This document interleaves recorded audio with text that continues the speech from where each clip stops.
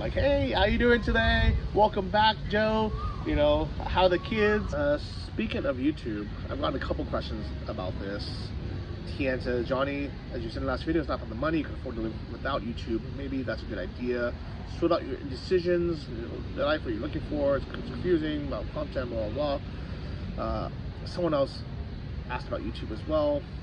So basically, the reason why I do YouTube is I like it as something to do. I've always shared my life very openly, like ever since there was blogs or you know, anything out there, and it's helped me a lot formulate my thoughts, to have like memories out there, because I have a very short memory.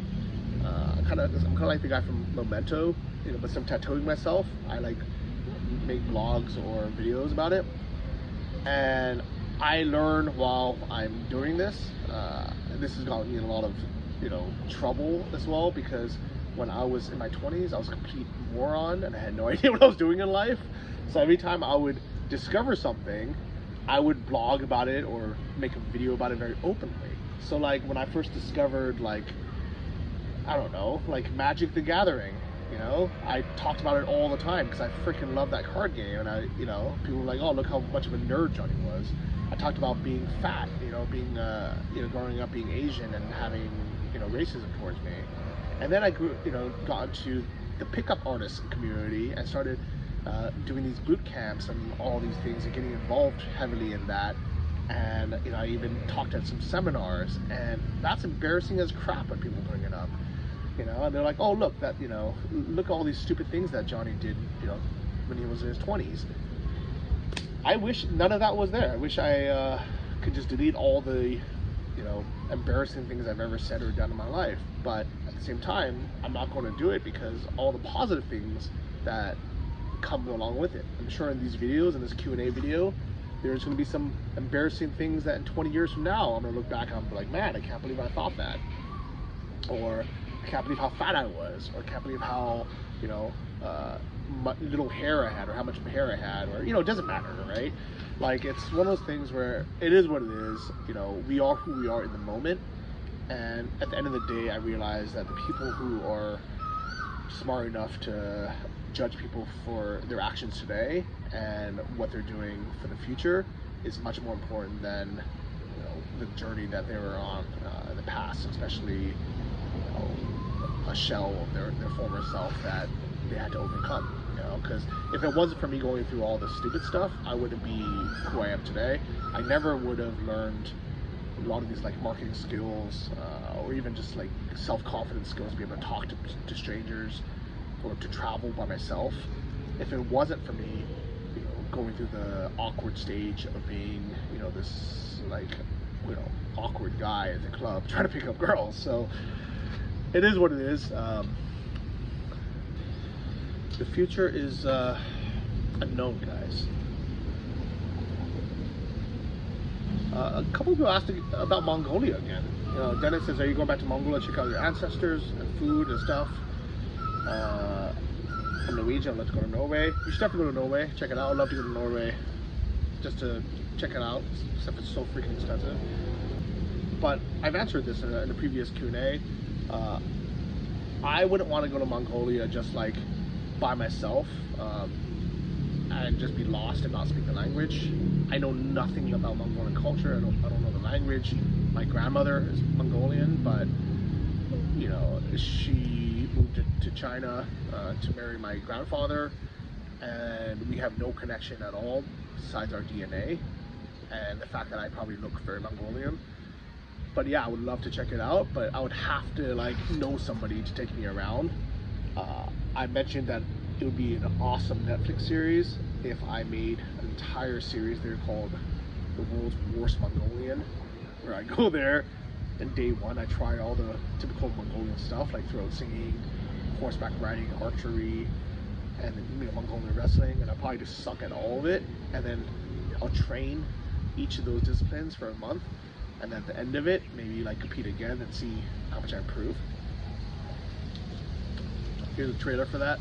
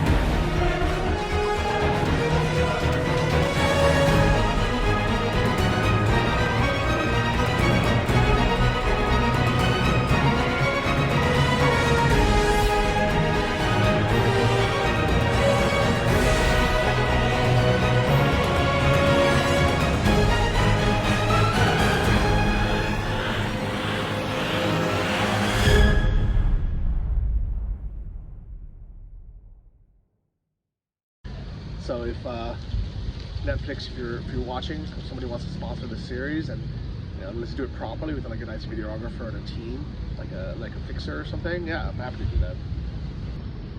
So this isn't really a question, but Satin Carolina says you have a diverse audience that follows you. You said, if you said 10 years ago, I'd enjoy watching your vlog, and say you're crazy, but you won me over, Johnny sir. I hope you don't quit or go away forever making videos, or not, at least for a few years. Thank you. Appreciate that. Thank you. I think my style, I understand why some people don't like me, and I don't expect everyone to like me, because if everybody loves you, you're probably just not very authentic. I could make my videos like every other travel vlogger and just be like, hey guys, I'm in country 72, and this is the best country in the world. There's such good food, it's amazing, everyone's all friendly. Look how amazing this place is. The Philippines is the best country in the world. India is the best country in the world. Pakistan is the best country in the world. And just like wherever you go, wow, it's so beautiful, it's so amazing. Let me show you only the good stuff. Look how friendly everyone is. Look how hospitable everyone is. And just never say any of the bad stuff. I'm sure I would have a lot more fans, and I would get only positive comments, but first, it feels so fake. I feel like it's so disingenuine. It's not something I'd want. And I'm hoping that the more you get to know me, that you realize, yeah, I'm not perfect. I've done and said a lot of stupid things. I'm growing. I'm human, but I'm always honest about it. I'm always honest about who I am, where I am in the journey, and I'm willing to admit when I'm wrong and grow and just be a better person in the future because of it. And also change my mind if there's ever the need, right? So if somehow Russia becomes the saving grace of humanity one day, I will then be like, yeah, you know what, we should support Russia. But until that day comes and they're only doing bad things in the world and they're creating instability in the world, fuck Russia. So it's one of those things where it's good to be a flip-flopper and change, and to not always just say how great everything is, because there's enough travel vlogs that go to Bali and just say, wow, it's so amazing and so beautiful. Look at the Maldives, it's so amazing, so beautiful. Look how lucky I am. You should aspire to come here as well. Look all this free stuff I'm getting because I only say positive things about these places. But when you show up and you realize all the down stuff that they, negatives that they didn't warn you about, you should be pissed at these content creators and these influencers for lying to you. I'm going to show you the good stuff, but I'm also going to show you all the bad stuff. And if you don't like it, you're probably not watching the 30 minutes into this video. So for those who are still watching, thank you guys very much. I really appreciate you. If it wasn't for you guys, I would be a lot more lonely, because I wouldn't have anything to share. I wouldn't have something to do. I wouldn't have something creative to put my mind to. As much work as these videos are and editing is, it's my creative outlet, and it's kept me sane. It's kept me busy. It's become my love and my passion. So thank you guys very much. I really appreciate this. Like, seriously, I know sometimes it doesn't seem like I do, because I'm very short when I reply to comments. I might sound like a bit of a dick, but I'm always honest with you guys. So I'm not gonna sugarcoat anything. Life is supposed to be sweet and bitter and sour at the same time. Steve Busfield says, hi Johnny, having lived in Ukraine during much of the war, do you think it's affected your mental health at all, being more anxious than before, depression, and even periods of hopelessness? I'm a 26-year-old vet. He's been deployed 7 times in various war zones. Steve, if we're ever in the same city, yeah, let me know. I'd love to have a beer with you, have some lunch with you. Yeah, I think I talked about this kind of throughout this Q&A, but already, yeah, it affected me a lot more than I had originally thought. Now that I'm actually on like vacation, I know I've been here for over a month already, but I swear to God, it took me a month to actually just fully calm down and breathe deeply again. I don't know if you guys noticed, but been breathing very shallowly, shallow. This a lot.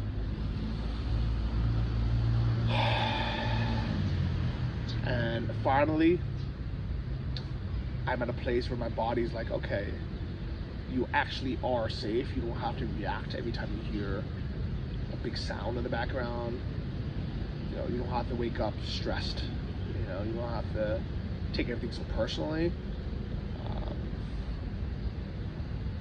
It took me a long time to physically calm down and also realize and allow myself to just to relax and rest and say, you know what, it's not my job solely. I don't have to carry the weight of the world and the weight of all of Ukraine and all Ukrainians on my back. It's a lot easier to have it be a shared responsibility of everybody in the world, and I can't change everything, and I'm not supposed to be the one to change everything. So that's helped a lot. So I appreciate you guys being with me throughout this journey. It's been tough, but I'm healthier and I'm happier, and I'm less stressed now than I was a month ago. I don't know if you can see it. I'm slowly getting in better shape. I'm slowly losing weight. I actually was sick the last 2 days. I had a stomach bug. I don't know what it was, but it reminded me so much how important our health is, and really made me appreciate life and just being healthy and being, you know, able to walk and able to just do normal stuff. I didn't leave my house, my room for 2 days. I just ordered in. I literally just ordered food once a day, just so I wouldn't have to go downstairs so many times, and also I didn't have to have the driver come 3 times a day. But I would order like enough food for the whole day. Mostly like porridge and like, you know, just rice. And I'm very grateful that there's, you know, food delivery here that's very affordable. Like, Thailand is such an easy place to live, guys. Like, I would very happily just live here forever if I had the visa to do so. I'm kind of glad I'm not 50 years old already, because I would just be tempted to be like, all right, sign a year lease and I'm just gonna live here. And that ties to Zongren Huang. Says, hey Johnny, what's your ideal location to retire if you were to retire in Thailand? I think it'd be right here. I think it would be Jomtien. It wouldn't be north of Pattaya where I am now, because like all the meetups and everything are in the south. Next month I'm going to be moving to the south of Jomtien, so I'll check out that location as well. But so if you had to ask me right now, I would just live in like actual Jomtien near the beach or something. It's nice. It's relatively close to Bangkok, the airports. It has a good enough beach where you feel like the breeze and you feel like you're near the beach.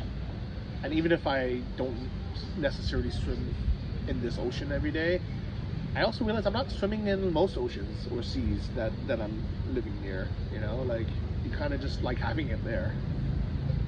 A lot of people have asked, am I and Bald still on good terms? Bald is the reason why half of you have found my channel, so I am always appreciative to them for helping me grow and get to the point I am now, to be able to do this full time and, you know, have enough of a subscriber audience to, you know, even have sponsors, and even to be able to spend, you know, 8 hours editing a Q&A video that enough people will watch to make it worth my time. So thank you. I haven't spoken to him in many months. I didn't even know he was in Pakistan until I just saw his video pop up. I have zero desire to go to Pakistan or any of these crazy, insane places he's going, like the Darien Gap. Like, he is a wild guy. Like, he's a crazy adventurer. I don't know why anyone ever just assumed he's like this, like, you know, vanilla, you know, role model. Like, he does insane things, guys. Like, he goes to the most dangerous places in the world. Like, don't, like, take life advice from a guy who risks his own life all the time. Like, don't expect him to be the pillar of, you know, like, of logic or anything, you know? He is an adventurous guy. It's kind of like, imagine like some like rock star, you know, that like, you know, does parties all the time and, you know, does all this crazy rock star stuff. Like, enjoy it for the content of like adventure and wildness. That it just take it as it is, you know. Like, So yeah, thank you to Bald. You know, I hope we have a beer again one day. But yeah, we're very different people. Like, and I have zero desire to go to these dangerous places, and it is what it is. I won't get too deep into it. Oh, by the way, he randomly sent me €25 for Christmas. It was like, hey, happy Christmas. So thank you for that, Paul. Appreciate it. Question, I think this is getting kind of long. There's a few things. One of them is a bad location can ruin your life. Next thing is where it affects us. You're engaged in something unique that had an important role in life or death struggle of a nation. It's normal that if you go back to pure civilian life values, it all seems petty without much meaning. Before the war, it was okay to obsess about little BS little things, but not now. Your role, Johnny, is to show the world how to mix a digital nomad kind of easy existence with the seriousness of war. In this, you're the modern version of Hemingway. I want to stay in Thailand too, warm weather, mangoes every day, but treat this as your Asia vacation to recuperate and get back to Ukraine content. I think most of your viewers now are Ukraine concerned. Ukraine needs your YouTube voice. Well, thank you very much for the nice comparison. I would say that in very, very small terms, will I ever live up to Hemingway? Maybe I could be 1% of of his greatness. But I will say that actually YouTube is probably the modern day version of writing books.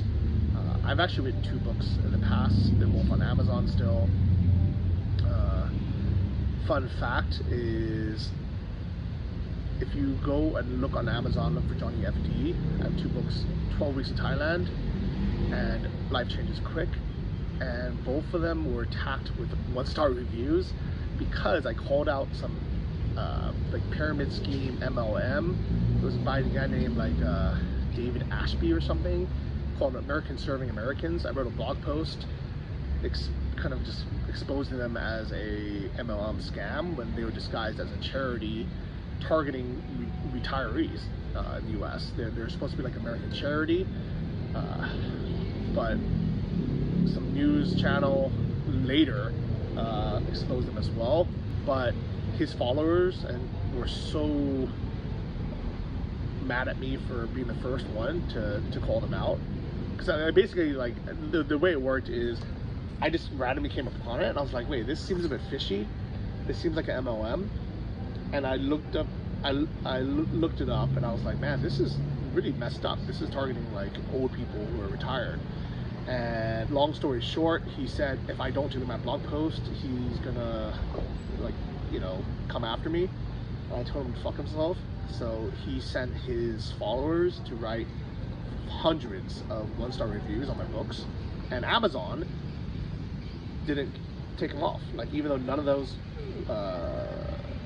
reviews are verified, or the majority were not verified, and most of those people never bought the book. Like 99.9% of those people never bought the book or read the book. They just wrote 1-star reviews, and Amazon, being Amazon, they don't care. So another reason why I hate Amazon, they just like clearly allow these fake reviews to stay up there. So that is one of my income sources that kind of dried up because I was attacked and called these things by someone, for me trying to put myself out there to be helpful and try to do the right thing. Same with Ukraine. Like, ever since I started helping Ukraine and being very vocal about it, I've had a lot of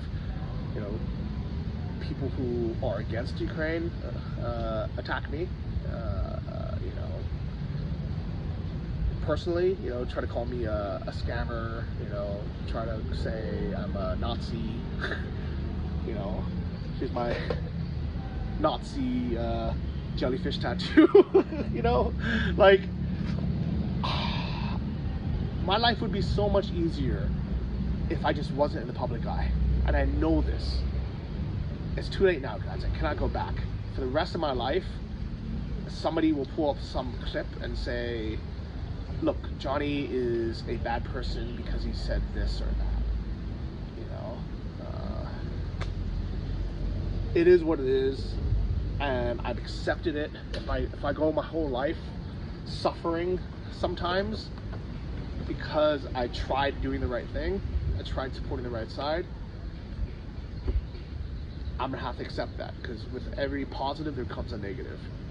Is it my job to be the voice where I help people become location dependent digital nomads?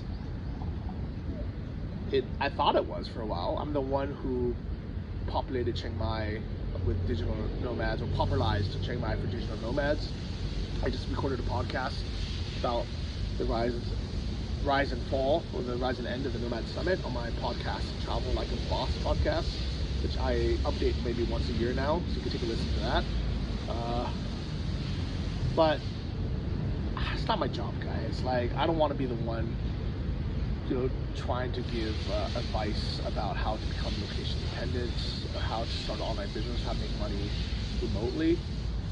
Even though I've done it myself, I've helped probably hundreds of people now, maybe thousands of people do it as well. I don't want that responsibility anymore, guys. Like, it's a lot of work. At least before, when I was doing it, like, I was learning, you know, I agreed to interview people because I was learning from them.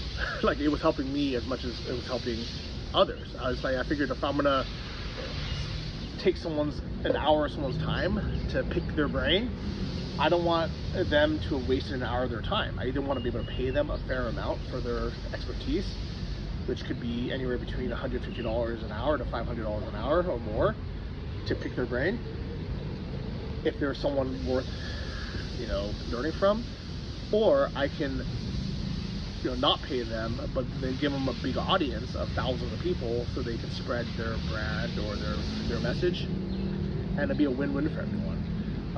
Or I can, you know, take my time and write like a how-to article on how to do something, or a review on something, and then get either advertising or affiliate revenue from it to make it worth my time doing. Now I don't do any of that anymore, because I'm focused now on just YouTube, which I get, you know, some sponsors once in a while, maybe like once a month I get a sponsor. Ad revenue, you know, I get channel members. Thank you to channel members who support, and that's it, you know. So it's not really I don't have an incentive to spend hours and hours trying to help individual people anymore. I did that already. All the information is still out there, so you can learn from it if you want. And also with helping Ukraine, I did my part. Like, I spent two years of my life, you know, raising over $100,000 now for Ukraine, getting the message out there. I want to step down and have it be someone else's turn now. It doesn't mean I'm never gonna support, you know, or spread the message again. I just don't want it to be my full-time job. You know, I want to be able to do it when I do it, and not have it be such a weight on my shoulders that I feel like I personally have to be the one, you know, doing it. You know, there's plenty of guys like Jake Bro who have dedicated and said, I'm going to make this my full-time job, my full-time responsibility of curating the news and spreading the message. So I'm very appreciative to people like Jake Bro, to Arthur Ray, you know, to all these guys who are out there making good content to help Ukraine. All the charity organizations like April 69 Sniffing Brigade, you know, to all the people who are just, you know, dedicating their lives to it. But it's not my full-time job, you know. Like, I've always prided myself on being kind of a jack of all trades and kind of being a little bit everywhere. And I think a lot of you just follow me. Don't follow me purely because of one thing I do. Some of you still follow me from my digital nomad days, when I was teaching about online business. Some of you might even follow me from my Muay Thai or my scuba diving days. I'm sure a lot of you follow me from my Ukraine days. And some of you might follow me because of Thailand, or just, like, you know, my travels in general. I'm actually curious. When did you start following me? Like, what was the topic? And then why do you follow me now? Like, I am very, very grateful that you follow me, but also I am curious. So let me know. Let's wrap this up, because my voice is dying and I'm out of coffee. I think it's long enough. So thanks again to everybody who's watched. Thank you to all the channel members. If you guys want early access to all these videos and also to support the channel, you can click join below. And also thank you to for sponsoring this video. It encourages me to make these Q&A videos every month if I can get a sponsor, because it just kind of doesn't have to interrupt the flow of a normal video. I can just kind of attach it to one of the questions. And also thank you to just those who are just watching and sharing the videos. Like, you don't have to spend any money, like just by you watching or sharing it, giving a thumbs up, subscribing and watching more of it. It's enough money for me to live here in Thailand and drink Americanos, drink my 7-Eleven water, and go have lunch after this. So thank you so much. I really appreciate you guys. Love you.